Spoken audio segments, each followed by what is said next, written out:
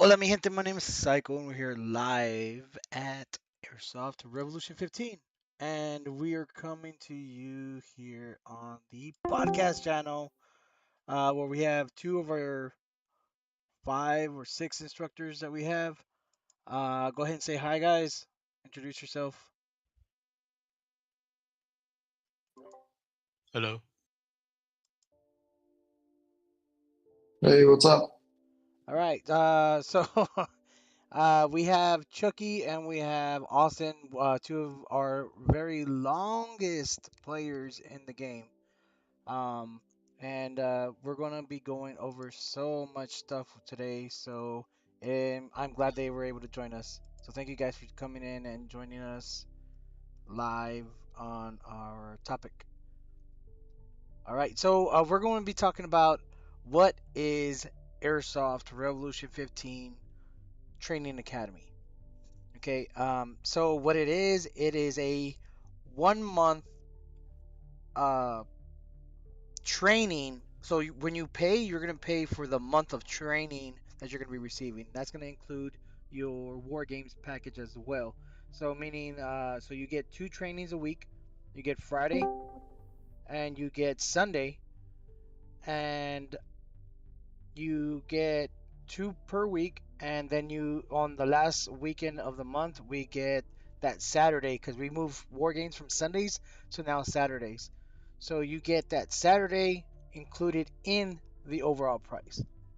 And the price will change come January 2024. So if you guys want to get in on this already, because the first class starts on December the 1st, which is this Friday. So again, training days are going to be Fridays and Sundays. And we're going to be breaking down everything that is that. All right, guys. So what do you guys think about the training? Is it something that you feel like we need, or is it just one of those fly-by-night things? Air 15's trying it again, and we're gonna just drop off, or what do y'all feel? Hello. No, this is huge. I mean, this is massive, right? Basically, it's given the community the opportunity to grow, and I mean, not just grow in size, but I mean, grow mentally, their abilities, what they're able to put out when they're here. Uh, this is a huge opportunity, and it's a lot of knowledge from people that have been doing it for years and years and years. I mean, I think pretty much everybody here has been playing for what, almost a decade now. Yep. So, it's a massive opportunity for learning. Right. So included in this, guys, we're going to. So it's basically the way it's gonna work. Like we have gone through so many different iterations of this training. We used to call this BATS back in 2015.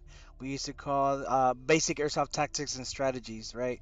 Uh, then we went from that to creating an actual different level courses as far as like level one, level two, level three, level four.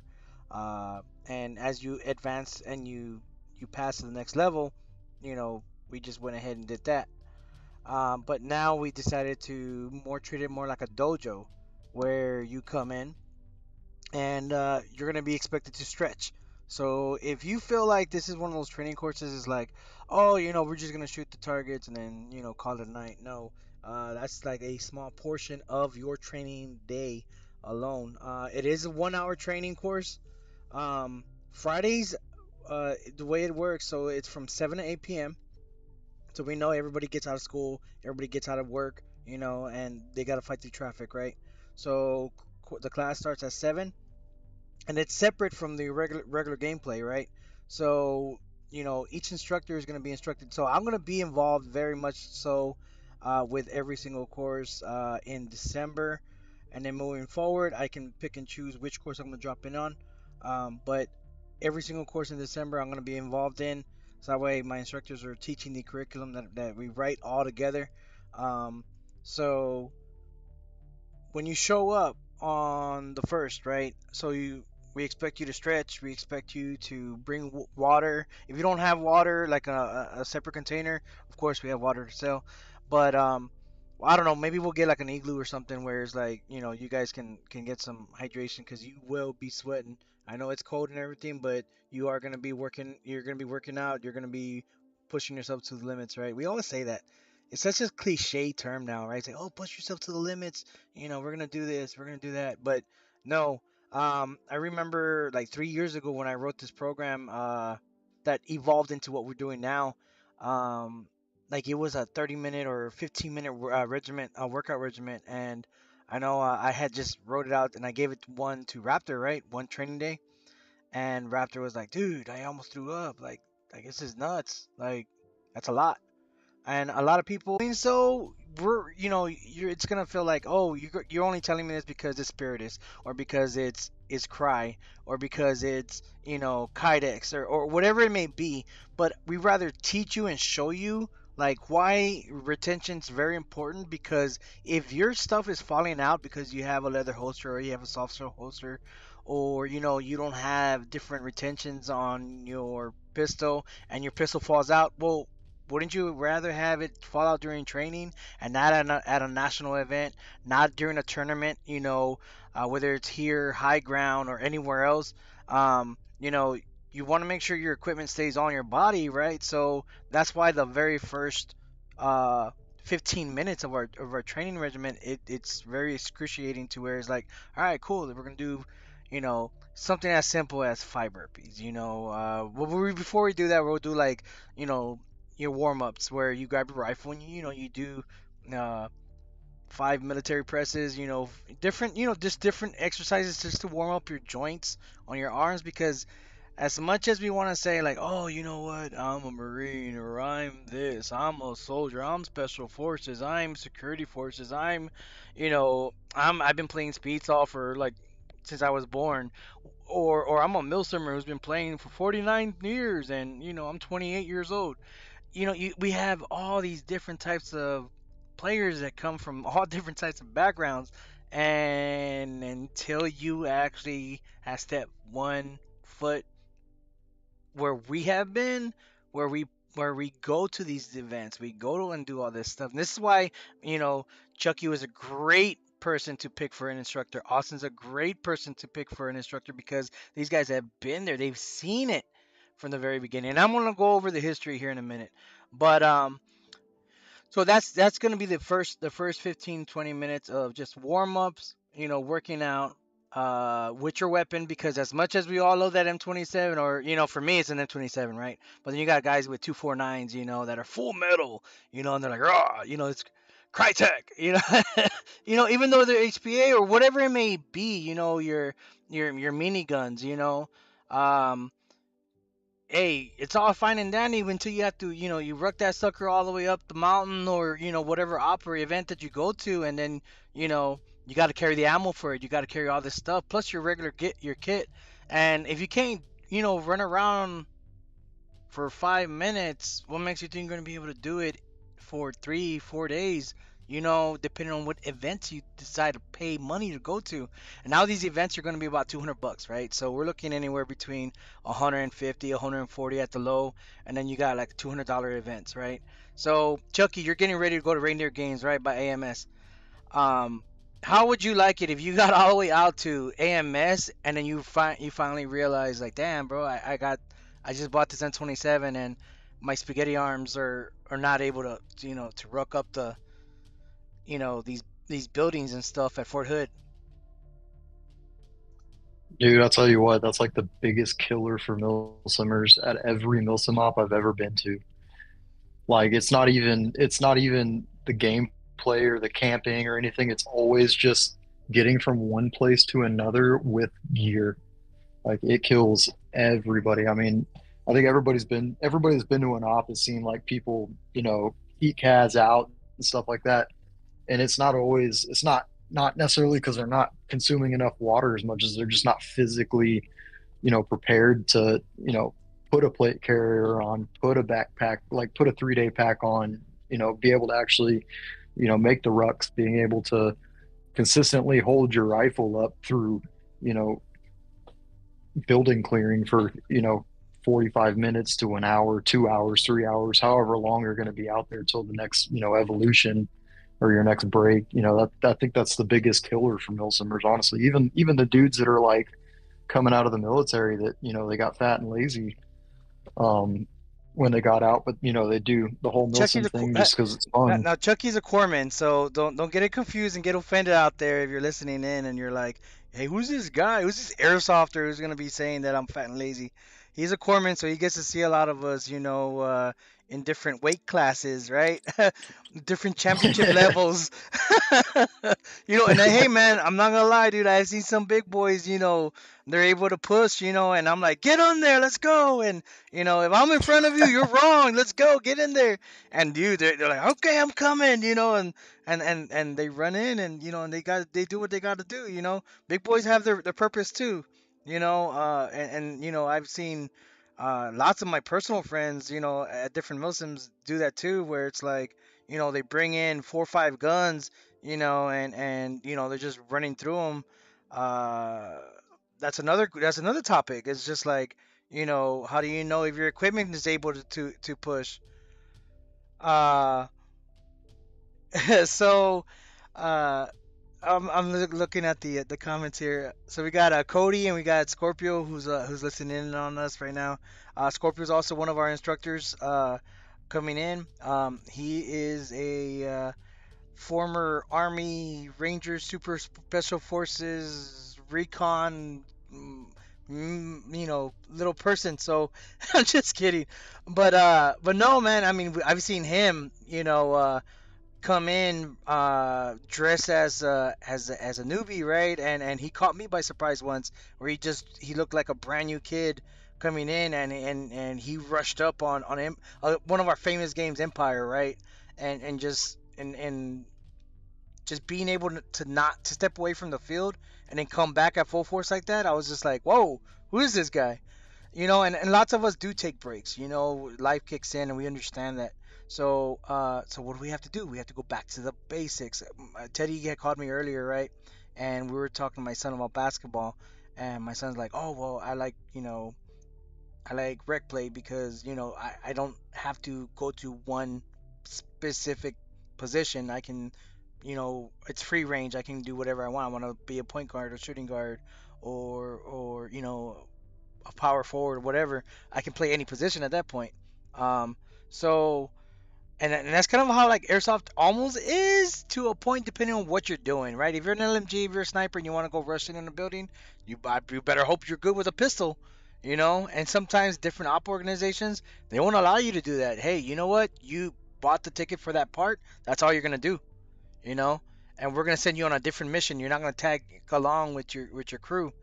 Um, and that's stuff that you have to look into, and like I said, you spend $2,000 on an event, buying a new gun, upgrading the gun, buying a new kit, buying the right uniform, you know, um, buying your ticket, paying for your fuel to get there. If you need tires, if you need an oil change, I mean, lodging, food. I mean, like the list goes on and on. BBs, pyrotechnics, tier ones. Shout out to TCA. Dam missions, anything at all. All these extra expenses you're paying, and then you find out, you know what? My equipment's not up to par. My stamina's not up to par. My communication's not up to par. uh and who do you have to blame? If the resources are not there, they should be there, right? And this is a shout out to all fields all over the world, all over the US, all over Texas, where it's like everybody should have a sort of training course, right? We stepped away from it for about a year, right? A lot of personal things came up, and we decided, you know what, for a whole year we're not going to do it. Maybe, and then we'll take a look back at it, and here we are. You know, we have the foundation. We might as well just go ahead and build on it, right? So, and now we have a lot more resources that we didn't have when we first started this. We have the digital shooting course. We have the range tournaments. We have the speed course tournament. You guys remember that where you're running through? and doing that. You got the bragging rights tournaments, the force on force training, the CQB clearing rooms, bounding, different, just different stuff like that. Shooting offhand. Why is it important to shoot offhand, whether you're shooting Speedsoft, Milsim, or regular CQB? Endurance training. Again, we just went over that. Accuracy training. What good does it do to carry like 5,000 BBs in your magazines and you can't hit what you're aiming at? Teaching you how to sight in your rifle, how to use your pistol when you can do it. Man, if I told you how many times we went into a building at Milsims or I'm gonna show you some footage where we had to use a pistol in separate occasions where you're in a different state, and guess what? Your rifle didn't chrono. Okay, cool. You have your pistol. Let's go run pistols. Or you know what? I'm gonna challenge myself. I'm gonna go with a pistol. Just having a different mindset of as a player. Uh, Again, loadout building. That we went over that in the beginning. Over here outdoors, we have the long range sight training. Oof, that's a topic here. Um, let's see. Let's we'll come back to this one. Okay. Uh, all right. So we got our speed softers here, right? Man, we had like an abundance of speed softers at one point, where you couldn't walk into the arena without seeing a die mask or without seeing an Empire mask. And we have BOK, Panda, here in this picture right here. Um, and this is the beginning when I was super open. I don't, Chucky, you remember this, Austin? Oh, I don't see the picture, but yeah, I remember Oh that era. shoot. Okay, I forgot to show you guys.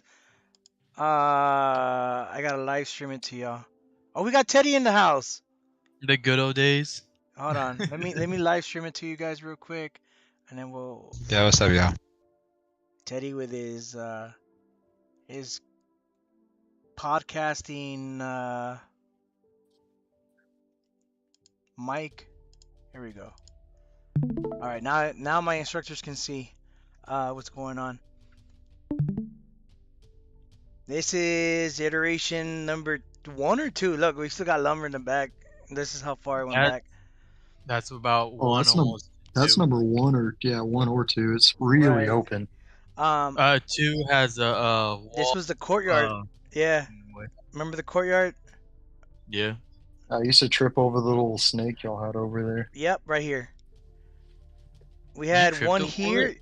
A lot of people did. A lot of people did. People would just jump over, and then because these were super open lanes, and we wanted people to low crawl and do all kinds of stuff.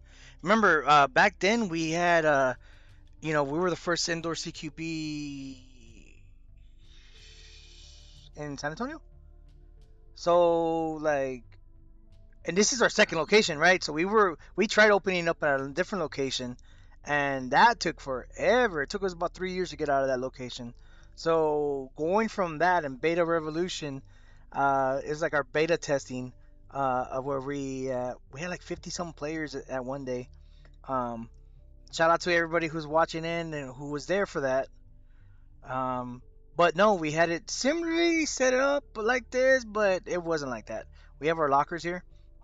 Those were loud when you shot at them. Um, Oh yeah. so being the first indoor CQB field, we had to convince players, hey, you know what? You don't have to have a 700 FPS rifle, to play indoors.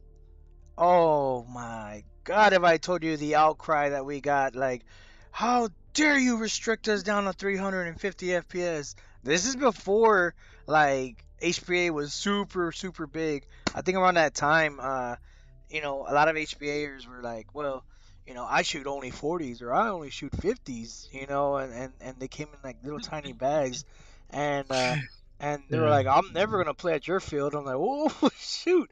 So here's Dom, Adam Milsim. Uh, Again, you always see us out there, being the pushers, being the guys that can medic and stuff.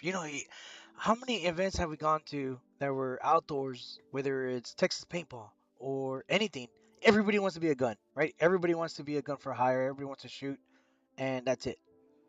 Nobody wants to medic, and if they do, shoot, good on them, man. I hope they continue to do that because I think I did this math to somebody the other day at the arena.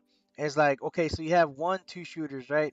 One shooter goes down, you got technically two shooters that go down, three shooters if you didn't pull him back from that area that he was in, right? So let's say if he went down and he took a knee right here and he's laying down, he's in range as well as the other guy who just shot him, right? So his weapon is tucked away. Who's watching over him? Now you don't see the full picture here, right?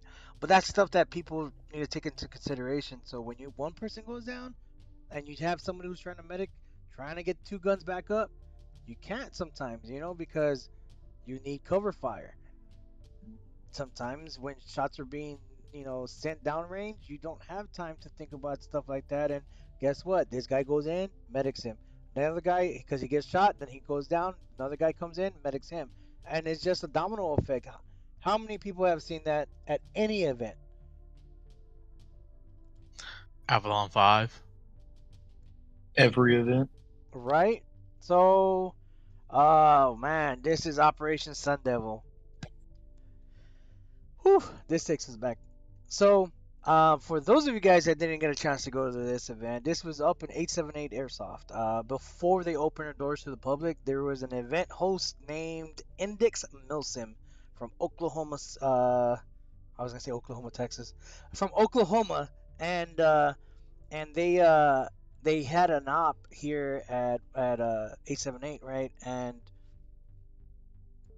we decided we were gonna take a good big amount of group of players, right? And these were players mixed from Lavernia Airsoft, in the far east side of San Antonio, and we took some players from Mission Airsoft, that's South San Antonio, and then we took our indoor players from here, right? Uh, and we just took like a massive group of us, right? And dude, for like I want to say about 3 to 4 weeks leading up to it, we had meetings on Wednesdays, and then, hey, we're gonna have a gear list. We're gonna have this. We're gonna make sure everybody has their ticket paid off. These are the positions that you're gonna go. At that time, we didn't have the support system that we have now, with you know, uh, making sure that everybody's rifle was up to par, right? So if you had something, bring it. So it's like if they tell us no, then it's a no, right? This is back in 2015, the summer of 2015. And we were praying that everybody had a working rifle, because if not, you know they were not going to take that rifle because it was chaotic. So it was a very hot event. It was really awesome. And we dominated that event. And that's just a month of us you know training together at the arena, moving around. This is before we had the outdoor field. And imagine if we had the outdoor field then, and we were able to scout and know our range. So this is where we first bought our rangefinder, right? We bought a rangefinder from Academy, I think, or it was from Dick's Sporting Goods. And we took the rangefinder because we were like, all right, cool. You know what? We went to the back of the arena, and we set up, some cones. And like, hey, can you hit the cone? You know, yeah, I can hit it. And this is not like using your hop up system where you put the hop up all the way up, and it's like, man, I could hit like 300 feet. And it's like, well, yeah, but what about the first 100, you know, feet of the BB leaving your barrel? Like, it's going straight up in the air, and then like you're missing completely, and it's dropping on top of his head, really lightly. Uh, so learning how to, make that BB as flat as possible. So if you're aiming at his belly, you want to hit him at minimum, at least at chest level. If you're aiming at his chest, you want to make sure you hit him in the face. Whatever it is that you're trying to aim at, you want to make sure that you're grouping your spread, is also important, right? So let me not give you the entire course right now, but we went ahead and we had a peanut butter jar because like those big fat Jif peanut butter jars. We had it over there at 878, and we set it up, and we were trying to hit it right, and then it became a challenge between me and Raptor, where it's like, this is Raptor right here. So in case you didn't know, so Raptor and I were taking shots, back and forth, like, oh, I can hit it, hey, I hit it, and then Dom went over there to go verify, make sure that we did hit it, and I was like, you know what, let me shoot Dom. Hey Dom, does it hurt from here? And then he was like, ow, right? Uh, so then it became like, okay, cool. Now hold the jar in your hand, and we dialed in our rifles to the T, man. Like it was spot on, and and it was to the point that we knew, like, I think we saw Gary from Dallas. Uh, you guys know who Gary is. He's the one with the dreads. You've seen him before. Um, at D14, I think is where he plays or played. A good friend of ours, and he's trying to shoot at us, right? And I looked over at Dom, right, and Dom had the rangefinder on his hip, right. He pulls it out, he looks at him, and I was like, "Hey Dom, is he in range?" And he's like, "Nah." I was like, "Well, don't waste your ammo, right?" Because we had these bins, right? So everybody brought like 2.8s, 3.2s. I don't even know if those were available back then, but yeah, everything was 2.8s from Elite Force. We put like these 5,000 BBs of 2.8s in these bins, right? And everybody's like, "Well, I want to bring two bottles just in case, And I think that event, everybody was allowed to shoot full auto. Well, if you ever notice, depending on what type of bucking and what type of pop-up system you are, what type of FPS you have pushing through your gun, sometimes shooting full auto is not a good idea, because then you lose efficiency. You know, again, stuff that a lot of people don't know. So everybody's shooting full auto, and spreads getting wider, and just really, it's just bad. And we're just look at him like, you know what? Let me see if I can hit him. Two shots, right? Boom, boom. They both hit him. He goes down. He's like, "Are you serious?"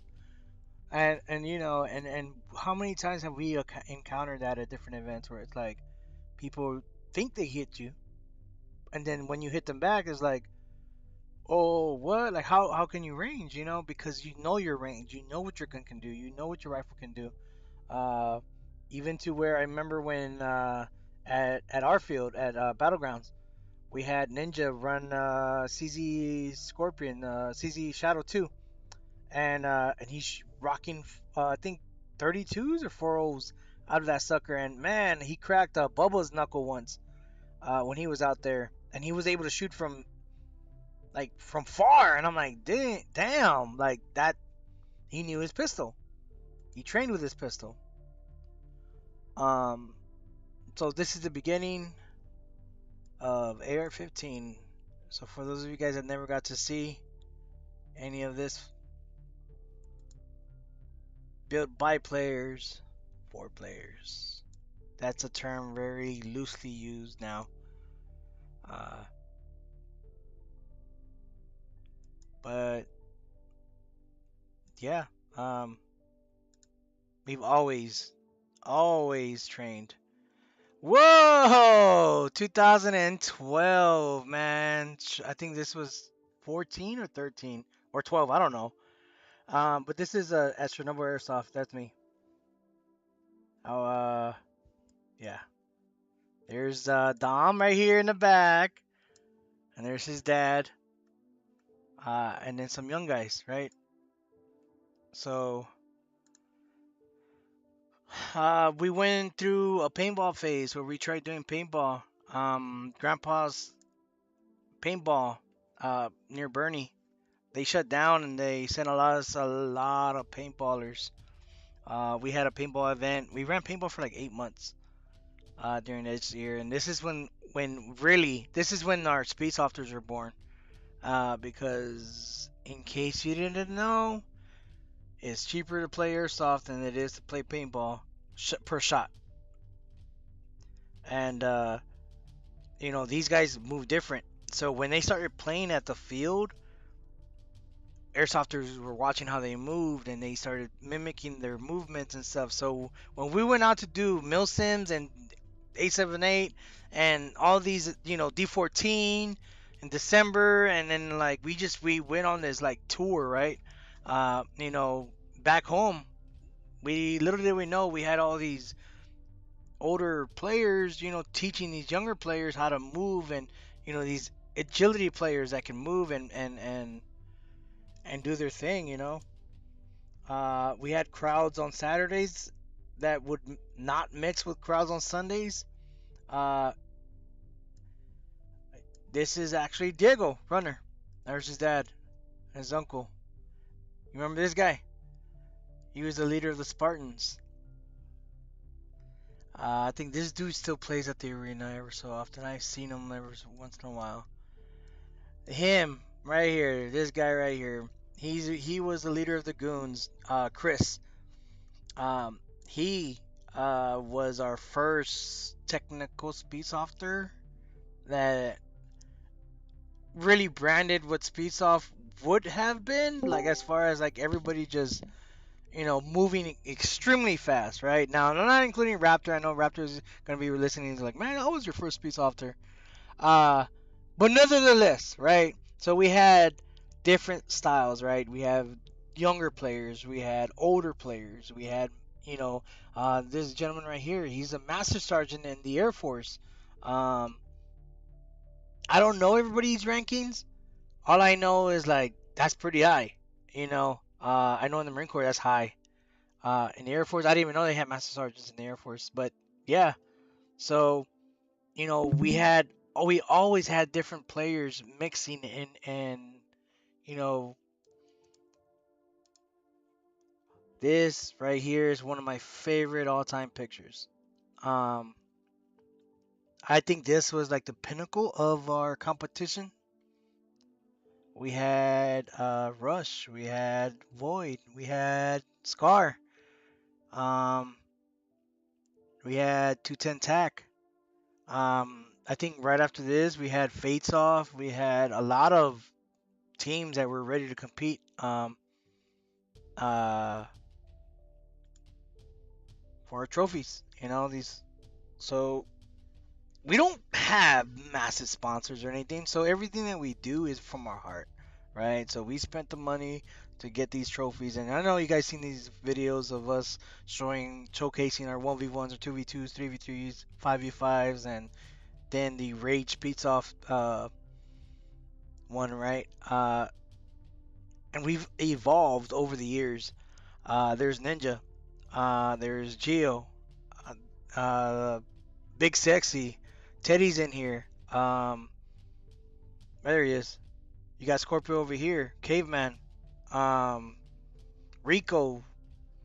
You have a lot of these recognizable names, right?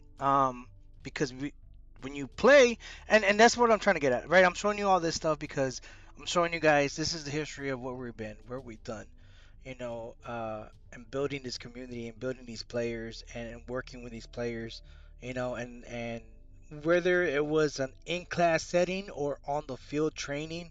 I remember once Scorpio and Caveman, I think something really bad had happened in both their life, and they needed to come in and to play, and I remember I ran this game mode. It's called touch and go, right? And basically, when you shoot each other, you both, it doesn't matter which one gets shot, they both go back. Boom. And they reset the map and they just keep going at it, right? And he went at it for about 2 minutes, and it was just, and then we swapped sides, right? And it was just total like exhaustion. Um, and that broke them out of that realm that they were in, right? And that was a small training thing that we did on the spot. Ninja, I've done it so many hours of after hours, or in the actual field where it's like, all right, give me your mags. I'm gonna spread out your mags throughout the map, and then you're gonna go in there with no mags, and then you're gonna have to reload and spawn or whatever it may be, on the fly. And we always did these weird different types of training as you went by, right? And we always did. After the years went by, we just started doing it towards selective players that would ask for that training, because I remember once somebody told me, he's like, bro, nobody takes airsoft that serious, right? And that kind of stuck with me for a while. I was like, yeah, you know what? You're right. You know, not everybody wants to be a Marine. Not everybody wants to be a tournament fighter. Not everybody wants to do that, and I get it. And if I'm coming off too pushy, well, I'm sorry, I'm my bad. That's not what I wanted to do. I didn't mean to intrude in your gameplay, right? So you know, I kind of backed off a little bit, you know, and I didn't really do that much training where it's like, oh, let me advertise, let me do this, let me do that. But then you start to see the community decline, the gap between the new player and the advanced players, like it got wider and wider and wider to where it was like if the advanced player played against the new player, he didn't want that person did not want to come down or from that level of excitement, you know, that intensity. And that's okay, I get it. And I can definitely attest to that myself. How many times I get on you, Teddy, where it's like, Teddy, tone it down, bro, tone it down. You know, I you was could like, I am toned down. I am. like you could challenge yourself, you know, go in there with one mag or half a mag, you know, or whatever it was, you know, and the thing is, I guess I'm gonna take the claim for it as far as it's my fault that I took that gap to not train at that moment to where it was like, you know what? I'm only gonna train people that want to train, right? And there, but the thing is, you have to look at it from both sides of the spectrum. You know, uh, you always hear that growing up is like, oh, we have an open door policy. If you have a problem, come to us. You know, if you have an issue, come to us. You know, and you hear that in any career that you go, right? Your higher ups, whether you're working at McDonald's or whether you're in the Air Force, whether you're in the Marine Corps, whether you're working at us, you know, at the airsoft field, or Walmart. You know, your bosses are always going to tell you like, hey, we have an open door policy. If you have any issues, just come straight in. How many of us actually do that? None. And if you do, you know people don't take you serious, or they're like, oh, you know what? I'm busy right now. You know, you know, I'm at work. You know, I don't have time. I know I grew up like that where it was like, hey, dad, you know, I want to learn this, and you know, different circumstances. My dad didn't have the time to teach me a lot of things, but until he did, you know, we were able to work those things out, you know. Um, and now my dad got surgery on his foot, and he can't, you know, and he's having trouble walking and stuff. So I know my dad now, he can look at it and be like, man, I wish I can be there to show my son, you know, some different stuff. And now I look back at it and I'm like, dude, I can still move. I might as well train, you know? I might as well teach the people that want to learn. But if they don't know that the door's open, if they don't know that the opportunity's there, then will they ever open that door? Will they ever come and ask for help?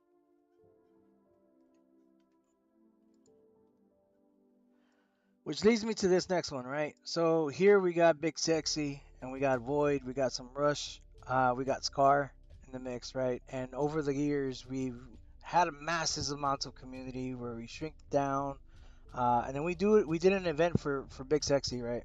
Because he was moving to Alabama, and you know, would we have done this if we didn't train together? Would we have done this if he was just a guy to come in, fill in a seat, you know, play, and then leave?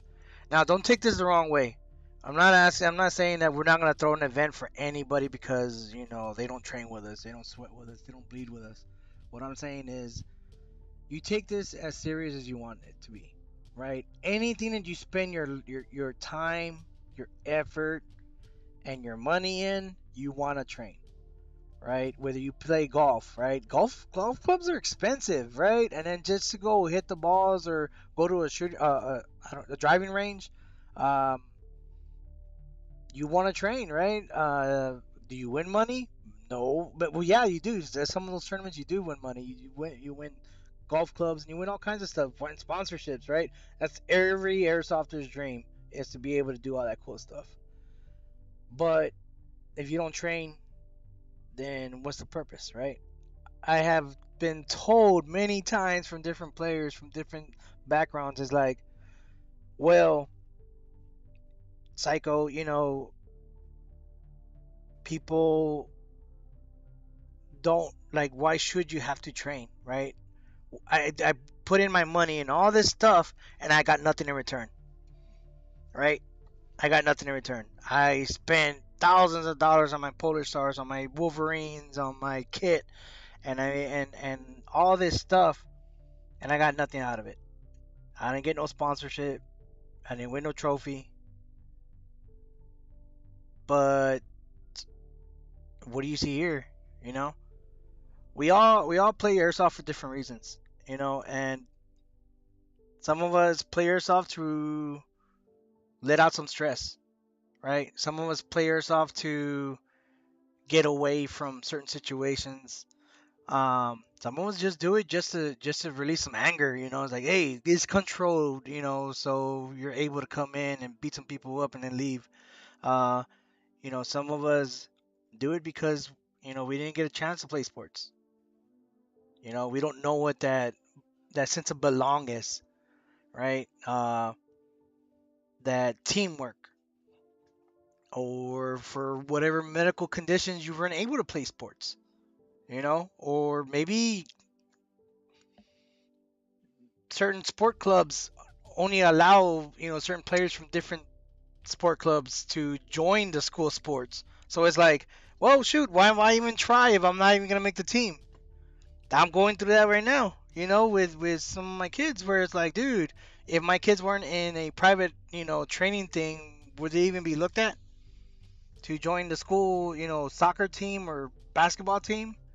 So it's like, not everybody has the same equal opportunity. So some of my players come from that, or maybe they just didn't have the ride to get there, so they didn't make the team, they didn't make the tryouts, so they come here, right? And they play, and then they get really good, and then guess what? They end up joining a tournament. They end up winning a tournament. They end up joining a team. They end up getting sponsored by another field. The possibilities of why we do this are endless. Some of us play this to relive our glory days, and then some of us just do it because we miss that brotherhood. You know, so you take it as you want. And this is not to hoard our players at Airsoft Revolution 15. This is back in 2015 Airsoft Con in California. Let me see if I can get it to play.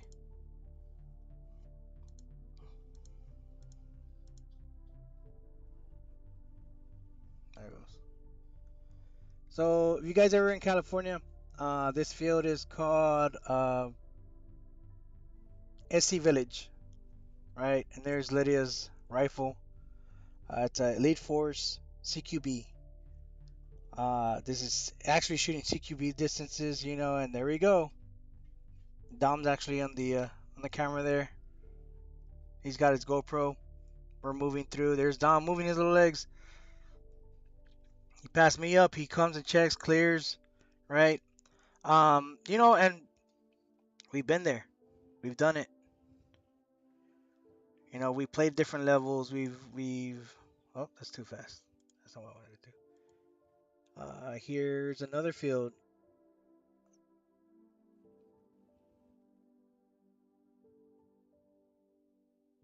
They have a kill box right here. So if you die, you come back and you sit down in here with your iPro on. I forgot what the name of this field is. It's a big field. A lot of, I think, SpeedQB was actually born here. We've been there. That's us. There's Lydia right there. There's Dom shooting.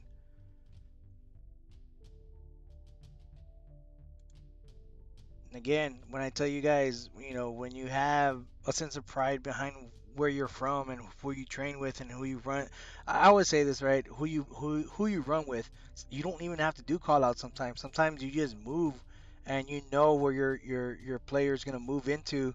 And I earlier I talked about different different positions, right? So if one person's here, you know you're gonna be able to move the other way just by the sound shot pattern that he does or that she does. You know.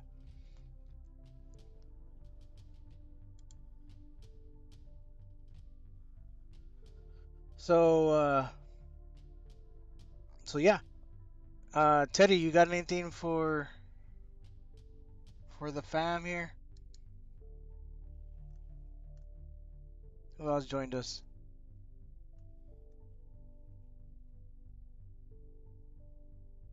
Hello? You guys hear me? Yeah, absolutely. Okay, cool, cool, cool. Yeah, we can still hear you. It's just a lot of us are on mute. Okay, cool. So that's the history of our training, and that's how our training has evolved. Um, exclusive events. We plan on doing running guns for the outdoors. We do plan on bringing back the speed course tournament exclusively to the class. We plan on doing lock-ins exclusively for our class because we want our classmates. Yes, Tax City. Thank you for that. Um, uh, Mr. Death Card. So shout out for everybody. Lep who joined us, Rosinator, um, Cody. But yeah, so we've been around. We've done everything. Again, we're not trying to hoard all our players. We want you guys to grow your wings and find your way. But we want you to always remember like why you do this. Don't just do it for 6 months and then fall off the map. Don't do this for a year and then be like, "Whoa, I made it to the top," and then nobody can touch me. We always forget. You know, hey, why not train the next community? Why not build the next community so that way I have something to fight against later on, you know, when I do decide to come back. Um, that's the resolution for a revolution, right? I want to build our next community to go compete at High Ground, to go compete at Awaken, to go compete at D14, to go compete at Texas Paintball, at Laredo Airsoft, at Lubbock, Texas. I want them to compete at Tax City, and I want them to tell them where they came from. I want them to be like, hey, when we go to AMS, when we go to Lion Claws, when we go to TCA's events, I want them to say, hey, this is where I train. This is where our dojo is. This is where, you know what? This is where we came from, and my kit, my family, my blood, sweat, and tears, all these hours that I put behind training to become. Yes, I know it's just airsoft, but again, you build that family, you build that connection with your friends that end up becoming your family. How many of you guys have been to my house? How many of you guys have ate at my table, whether it's here or whether it's at the arena, whether we brought pizza in? You know, um, you build that trust, and just because we haven't seen each other in years or in a few months or in a few weeks doesn't mean that we're no longer family. But just because you play at a different field doesn't mean that we hadn't bled together before. That's my resolution for a revolution, is to change the game once again. And that's what we did back in 2012 when we decided to do this. When everybody said it's a stupid idea to have a CQB field because everybody wanted to run $1,000 setups at the time, $2,000 setups that shot 600 FPS to reach from one side of the field to the other. If you spent any effort in anything you do, you want to train. You want to get better. You want to evolve. You want to get to that next level. And if you don't, then that's okay too. That's why you have rec play every weekend, whether it's indoors, whether it's outdoors, whether no matter where you go, whether it's AR-15 or anywhere else. You take it as serious as you get. You guys got any closing statements or any questions for my? I'm sorry, I'm over here trying to close it out. Damn, I got all sentimental over here. You guys that are watching us, whether it's on YouTube or Facebook or anywhere else, you guys have any questions at all? Go ahead and and put it down. I'll go over some of that, and I'll let my instructors talk one at a time. And if they have anything to add on, that'd be great. MechTech, you're included too, just because you are MechTech and you're the one who works on touches everybody's rifles. So you feel like, you know what, Psycho, you're wrong, dude. You let the people do what they got to do, or whatever it is you want to say. I'll leave the mic up to you guys while I read some of the comments.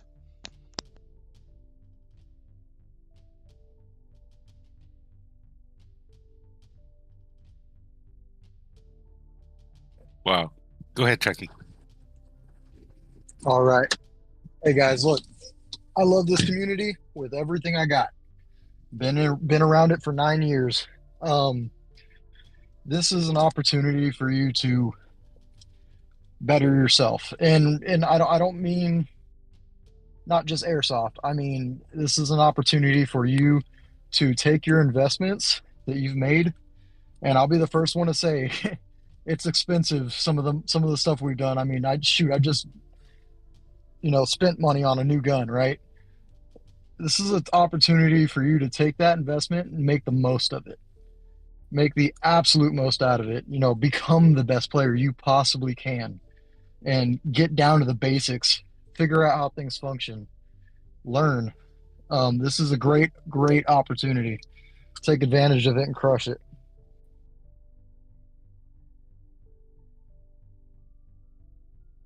That's you, Nacho.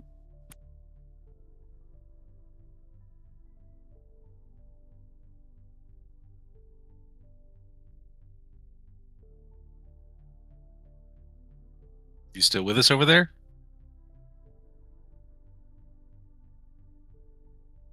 All right, I think Nacho's having some audio issues. So yeah, Chucky's 100% correct. This is a once in a lifetime opportunity, so to speak, to take everything that you've put into it, as far as your guns, your gear, and what training you have so far, and putting that to the test to reach that next level, to reach that next plateau.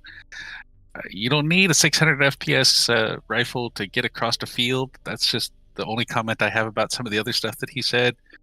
You can definitely do it with a lower FPS. I know, I've done it. I do it all the time. We're here to support in any way we can. Tech, training, gears, questions, you got them. We're here to help out.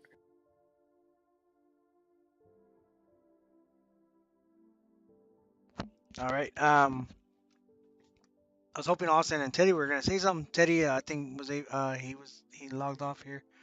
Yeah, I Austin. think Teddy fell asleep, and Zoe probably got that killed for him. That's okay. Yeah, no, like they said, we're here. Um, the class for December is 150. That is for Friday, Sunday, for two training days a week. Plus, that's including also your all-day admission for war games. The reason why that's included is because we don't have an outdoor field attached to our indoor field where you guys can train simultaneously. So it's like, hey, you know what? We're done here. We're gonna spend the next half hour at the outdoor field. We don't have that luxury. So we're going to include uh, war games into the overall cost because we want our players to be an all-around player. Whether you play Speedsoft, whether you want to play CQB, which is bragging rights, right? Or you want to just do Milsims, well, this is going to be included in there. And guess what? Whether you just want to do Milsims, it's very important that you do building clearing. It's very important that you learn how to shoot indoors. And because we have all these amenities that we have now, all these different types of training that we do indoors, it's going to benefit on the long run when you go outdoors as well. Um, so you're not afraid to get shot up close. Trust me, you can dominate at any map, whether it's a hospital, whether it's a prison, whether it's a city or a mount site or a training facility, whatever it is that you're doing. Once you're in our cage of our animalistic CQB fields, you'll understand what I mean. That's why it's Rage Speedsoft, because it's different. Um, so I mean, it all coincides together. I think I just had this meeting with some of the guys this past Friday when we had the flood of 2023 at the arena, which is all cleaned up and everything's set up. The sprinkler has been replaced. Everything's good. Uh, Please don't shoot at our sprinkler heads. Um, but well, we just had this meeting on Friday when we were there cleaning up. Uh, and I had said that we should have never taken a break for training, but I'm glad we did because it showed when you don't have that support system, your community falls. It shows that any part of what we have, if you don't have that, your community will fall. You need the training, you need the field, you need the the support system. You know, whether it's the funds to be able to do any of this stuff. Number one, you know, you need the tech department. Without the tech department, we probably wouldn't be able to sell as many guns as we do because you know we have awesome support all the way around. Um, so back to the basics. Not sure you, Austin. Did you get anything? There you Yeah, I go. finally got my mic working. There we go. uh, but being around for so long and playing at the field, it training is honestly the best bet. Especially if, like Chucky said, if you want to hit that next area, just like MechTech also said, um, it's best to take advantage of everything that's thrown at you. Starting out with the real cheapo plastic gearbox gun that you get from Academy all the way up until you hit the MTW HPA systems. And the fundamentals are all still there from the beginning, Yeah, there was all a, the way up until yeah, now. yeah, there was a time where Ninja was just using springers just because he wanted that extra challenge. Oh yeah, Any closing it's statements for awesome. everybody? Austin? Come and join. Yeah, come see us. I'm looking forward to seeing the class. All right. Mm. Go ahead. Anybody? I just don't want to cut anybody off.